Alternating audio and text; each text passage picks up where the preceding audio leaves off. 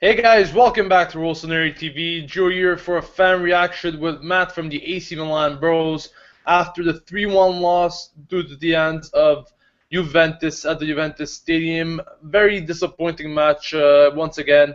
Of course, we weren't expecting to get a win in this one, but maybe some better playing would have done some right at least. Matt, what did you think about the match? First of all, of course, we saw the introduction of new players playing in our team. Speaking about Paletta and Antonelli, what did you see from their performance today? Um, I thought Antonelli, obviously he scored that beautiful goal from a corner, obviously served in by Giorgi. I thought Antonelli played was one of the better performers today, if not the best performer for Milan.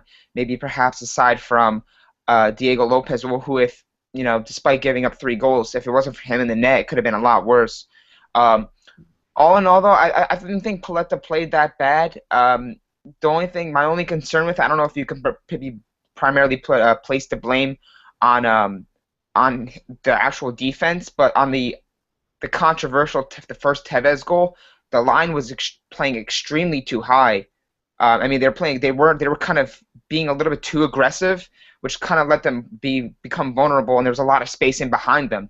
That's what really I found out based on watching the game. I don't know if that was more Inzaghi's approach to maybe try to be a little bit more aggressive, but I feel like overall they played a little, they kind of didn't give Juve enough respect in a sense.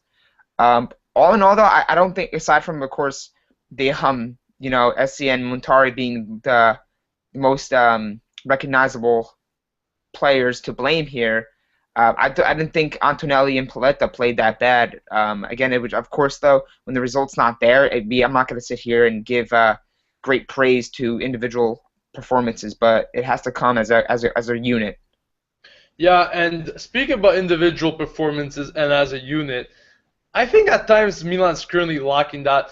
Many, many times, what I see is bad passes. Of course, we mentioned it endless times really this season with Muntari, Essien, just to name a few. But it's really hard to create that play when you're making those bad passes, right? So when every pass seems to be like a 50-50, it's obviously you're gonna turn the ball around, and of course, a team like Juventus is gonna punish you at all costs.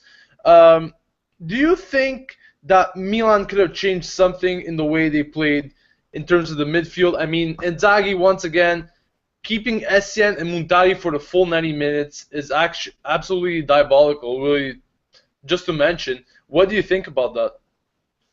I mean, it's tough because I mean the guys that you would typically go with were unavailable. De Jong, of course, we clearly, in case you're still debating as to whether or not we should renew or at least understand De Jong's significance to this team, we're clearly seeing it.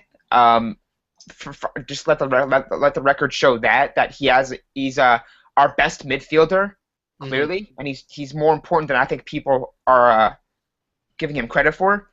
Um, but I don't know. It looked bad from the beginning. I did a match preview uh, late last yesterday.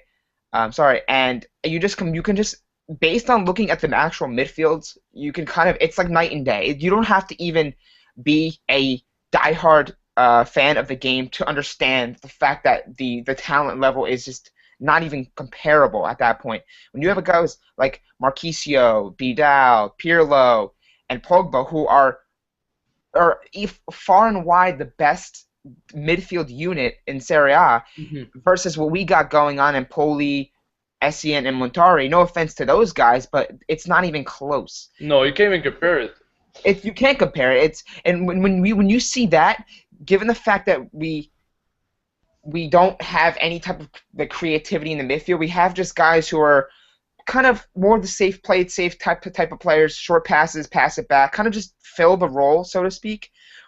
Unlike Juventus, where they got Pogba, who pregame today on BN Sport, Vieri called Pogba the best midfielder in the world right now. You have Pirlo, who has been a mainstay for the Azzurri, as well as Marquisio, and then you got Vidal who starts for Chile. So it's like you can see that just the talent level in the midfield is not even comparable. And what we touched on, that was the one area they didn't address in the Mercado. They didn't do anything to help the midfield. So when you see that, it's deeply concerning, and you kind of had a feeling it was going to be a bad day for Milan. Just to throw in something else here, what would you make if Suso was given a chance today instead, maybe of Muntari, for instance? I mean, look, we saw Paletta starting today, we saw Antonelli starting today, and it was like the first start for Milan in such a crucial match. Why wasn't Suso given a chance? And what about Bonaventura? Why couldn't he play in the midfield? What do you think? Good question. I think Inzaghi, and then maybe this is just me, this is just my take on it, of course. I think he went with Paletta and Antonelli just simply because he knows that they have experience in Serie A. He knows they're more experienced players. They've been in this league for quite some time. Antonelli, of course, with Genoa, and then Paletta with Parma. So I think he didn't really.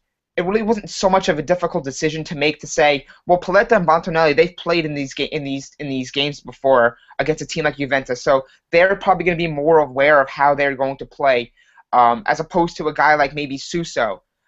Suso, again, we know he's a talented player. We've seen only glimpses of him with Liverpool, and then on what is brief loan spells with other clubs. But I think I think he was trying to stay away from throwing Suso into a match and him not being ready. Now the only my mindset on this is that he wanted to go with more experienced players and players who've have played against Juve. That's the only thing I could think of. I guess match fit to start. I don't know exactly what was going on with him. We saw him warm up and then he actually came into the match. But I think that's what Inzaghi's approach was, to get a little bit more experienced players on the field against a team like Juve. So in the event that they were down a player or down a goal or up a goal, the game was a little bit more manageable for him. Very good insight there, Matt. Thank you for your time. As I said, great points there, of course. Too bad for the loss, but it was kind of expected against Juve.